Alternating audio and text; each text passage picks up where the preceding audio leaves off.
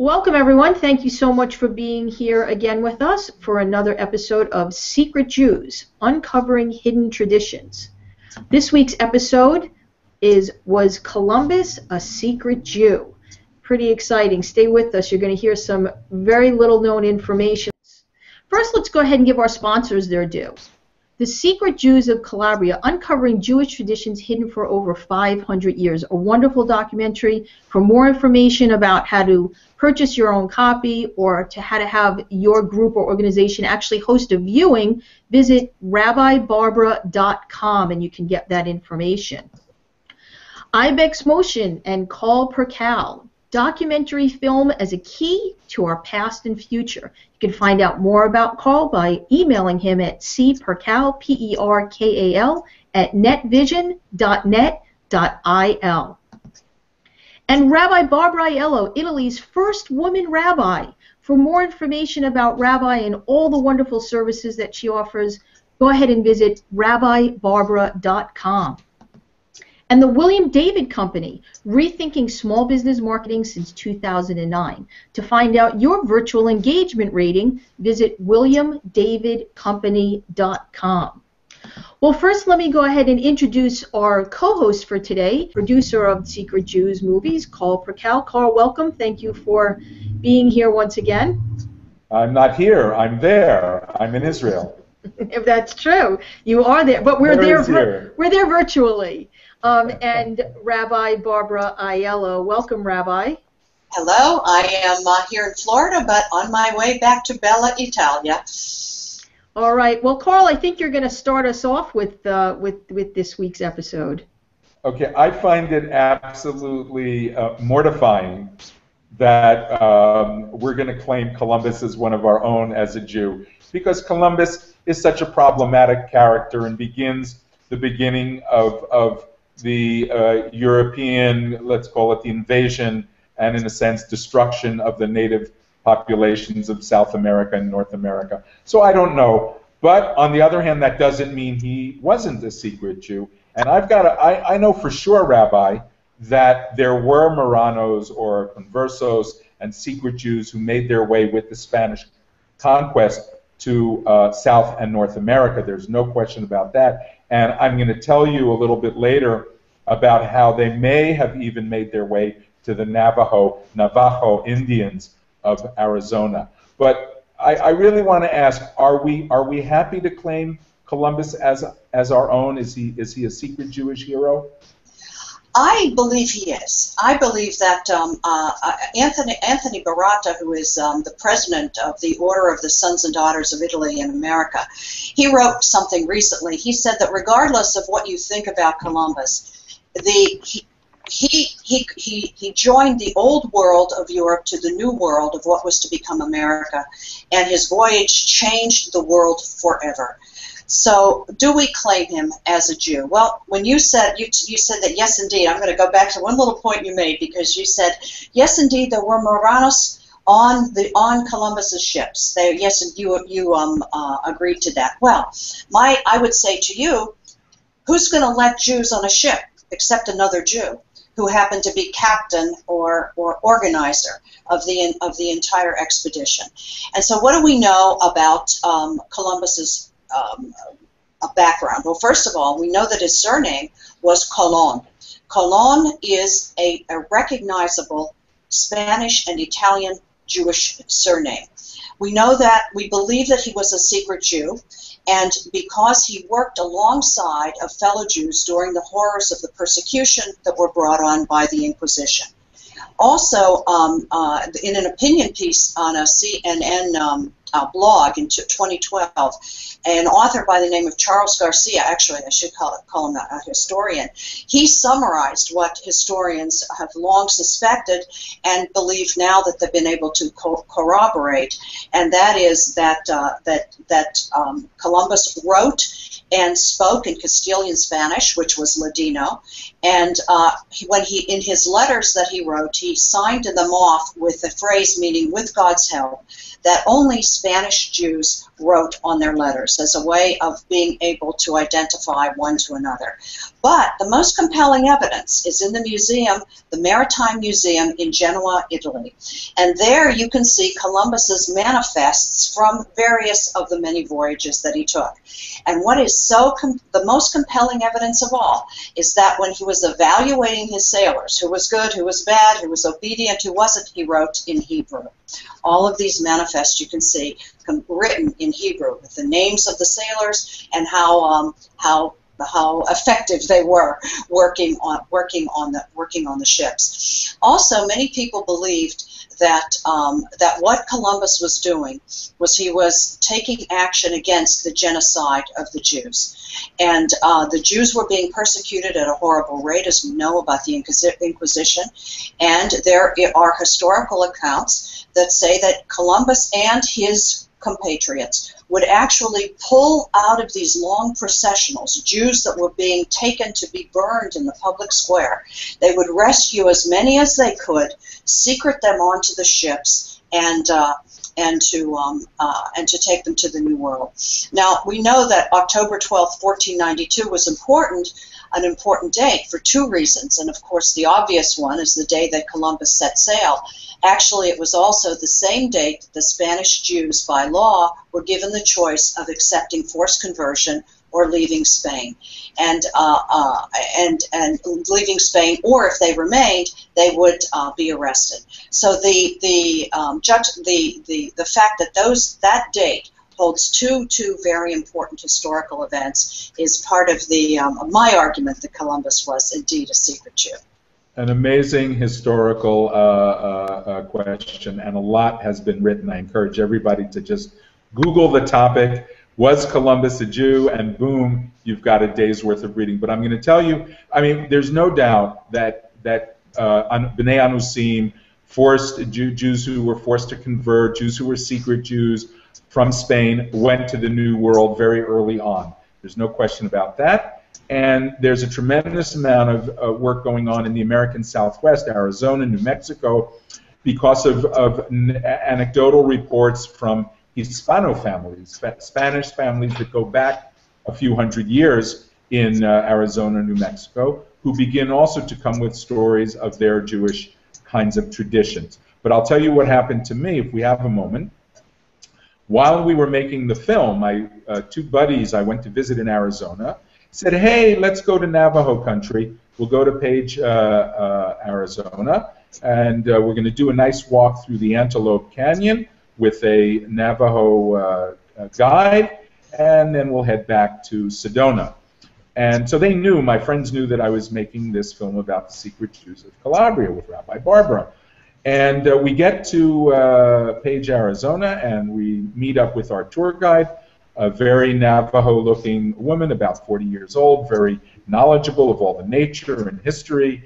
And we're with another couple from Philadelphia, and we get to the entrance to the canyon, and she says, so where are you all from? And the couple says, we're from Philadelphia. My friend says he's from Phoenix, the other's from Sedona. I said, I'm from Israel. She looks at me, and speaking to me now in Hebrew, this is a Navajo, American Navajo, Native American, speaking to me in Hebrew, says, oh, I'm Jewish. All the women's line in my family are Jewish. And then she goes back to English, and she says, in our family, the women, the Navajo warriors defeated the conquistadores in a battle. They would kill the men, and they would take the women and children into their families, and the women would very often become wives and become, within a generation, integrated into the Navajo tribes. And this woman said to me, oh, that's our family. The women pass it on from generation to generation, and we know that we are Jewish. And she spoke some Hebrew that she learned not through the family, but just by coming to visit Israel. She knew Jewish prayers. She said she lights candles on Friday, and there was no doubt in her mind that she was Jewish. Now, I don't know if anybody from the Navajo Nation in Arizona has ever tried coming to live in Israel under the law of return and getting citizenship, but there are definitely South American locals who claim Jewish background. So there it is. Whether Columbus was or not, we know that there was a strong secret Jewish influence. Let me tie this into Columbus, if I can, because Columbus, of course, took many, many voyages. You can find Jewish presence all throughout the Caribbean islands as well, because various of the ships stopped, and the Deepwater port was in St. Thomas. That was also the place where during the slave trade, the slaves who were ill were taken off the boat, and it was the Jewish doctors, the Spanish Jewish Marranos doctors, who treated them and made sure that they were never again put on another boat, and remained in the Caribbean. Also, there's evidence of Columbus's voyages in Puerto Rico, also in Mexico, and my aunt, may she rest in peace, Elisabetta Aiello, was from Santa Fe, New Mexico, and she did a lot of historical work on the Marranos in the Southwest, not a little in Arizona, but as I said, she was from New Mexico, and she believed that the entire Caucasian population historically in Mexico were all Jewish, and that exactly what your Navajo friend told you is what his Southwest historians believe, that the conquistadors were vanquished, the women were kept alive, and Judaism was passed along through these Caucasian women to the native populations. And my aunt was every year, a New Mexican is named a New Mexico treasure. And one year, my aunt Elisabetta was named a New Mexico treasure for this particular work that she did. No. Well, Rabbi, maybe somebody who's watching this is going to, I think that if people are watching this broadcast, they're going to say, oh, I've got a story to tell. So they can contact Rabbi Barbara on her website, rabbibarbara.com. And we should also mention that on the website they can see a trailer and some clips from the movie The Secret Jews of Calabria.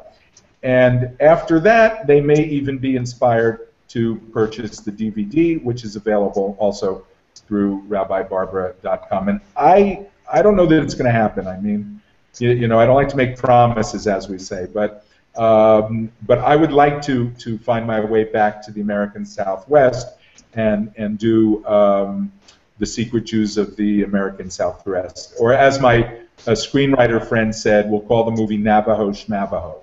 Navajo Schmavajo. Well, you know, I did, I have a radio program called The Radio Rabbi every Sunday morning, and I do a program every year on Elvis's yard site and talk about Elvis Presley's Jewish roots. Come on. Verifiable, absolutely verifiable, halakhically Jewish up back through his great-grandmother. And there was a film made in Canada about this, and I talked to the filmmakers one year, and their film is called Elvis Schmovis. All right, well, before we digress too much, I digress. Let me just bring it back here. Very relevant, but he wasn't Italian. No. But no, he wasn't Italian. So, Rabbi, let me just ask. This is very interesting, and having been, you know, raised in the States, and we studied Columbus, you know, probably every year from second grade through high school. Nobody ever talks about this. So, if there's all this evidence, to me, you just convinced me when you said that his navigational records were written in Hebrew. Why else could someone give an explanation as to why would he be writing in Hebrew, not an easy language to learn, speak, or write in, for sure? Exactly. What would be the explanation for that other than he was raised Jewish? Absolutely. Well, wait a second. I just want to give one point on this. There were many educated Europeans who studied Hebrew as well as Greek, ancient Greek, Latin, and so forth. So it's not totally unreasonable that, and he was very connected to the Bible. This we know. So, you know, we could find other reasons, but I'm willing to give him the credit. What do you think, Rabbi? Let me say that yes, indeed, there were. Hebrew was the language of scholars and the language, of course, the original language of the Bible. But I would have to say that in his personal correspondence, which he peppered with Hebrew phrases, was a way of identifying one Jew to another at a time when it was very dangerous to do so. So that's, Rabbi, just to interrupt you, that it was kind of like a code that they used. Like a code, yes, so indeed. They could be familiar without divulging their Jewish background. Yes, when you put the two of them together, put the writing in Hebrew in the manifest together with these identifiable phrases, and these were phrases when this is personal correspondence when he was trying to get money for his expeditions. So this is how he was identifying himself to other moneyed Jews. So that is important as well. These were families of means, and he was trying to gather funds, and so he was identifying himself as a Jew to potential donors. And but just as with so many of our Jewish ancestors, we have evidence of their humanitarian traits. We have evidence of their character traits that weren't so good, and the fact that Columbus may have wanted to prevent a genocide of the Jewish people, which he definitely helped in that regard because of his expeditions, is something we Jews could possibly be very proud of and applaud. And Rabbi, what about I understand what you just said, that he obviously was instrumental in saving many Jewish lives, but is that a testament to actually that he was Jewish? Because anyone watching this has seen Schindler's List, who wasn't Jewish, who ultimately had this, cause that he found as a humanitarian. So, what supports that he just maybe wasn't a good person? Well, the fact that what happened when he got to the New World, all of the things that many Native Americans do not want to celebrate or celebrate Columbus's expeditions or colonization because of what was done to Native Americans. But there's also evidence that Columbus was not the horrible person that many people say he was, that these were other people on the expeditions as well. And who knows? The fact of the matter is we need to keep looking, we need to keep studying, and I believe the fact that Columbus was identifying himself as a Jew to other Jews of means in order to save Jews is indication of his Jewish background. Well, I think that it was an amazing topic, and I think it's something that we should all be open-minded to.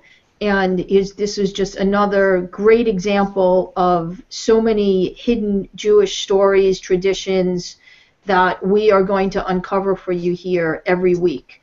So, Rabbi or Carl, do you have any last thoughts before we close out this episode? I think we're all going to look at Columbus Day a little bit differently now, and it's I grew up with they call it in New York Christmas envy. I mean, my Aunt Dora used to take me to sit on Santa's knee at Macy's on 34th Street, and Santa would say, "So, little boy, what would you like for Hanukkah?" And I'm thinking, the same thing. We can adopt Columbus Day as part of our own tradition. I think it's if you look at the ebb and flow of history in general and Jewish history certainly, and the mass movement of people across continents over centuries and over time, I mean, this is part of that story. If it wasn't for all of these horrible events that took place in Spain, we wouldn't have all of these amazing traditions. And, my family on my mother's side, as I say, went to Greece, to Salonika, what was then the Ottoman Empire, the Muslim Ottoman Empire, where the Jews were welcomed in. Now, today, you'd say, how could this be? The Sultan in Istanbul said, please come to the Ottoman Empire. You'll have, freedom. You'll be able to do business. You can keep your traditions. Nobody will force you to become Muslim. And Salonika became, in the 15, 16, 1700s, I think one of probably the largest Jewish city in the world. It was more than half of Salonika was Jewish. And my family, to this day, I have cousins whom I'm in touch with who are in Salonika. So I'm just blown away by finding a connection here to Columbus, one way or the other. All right, well, we're going to close out this week's episode. We want to thank you again for joining us. This week's Secret Jewish episode was Columbus a secret Jew? You've heard the information. It's now up to you to make a decision which side you want to be on. Or maybe you need some more information. You could do that research on your own. This was another episode of Secret Jews, Uncovering Hidden Jewish History. On behalf of myself, Dr. Randi I Ross, and your co-hosts, producer Carl Perkal and Rabbi Barbara Aiello, thank you for joining us, and we'll see you back here in the next episode. See you soon. Bye now.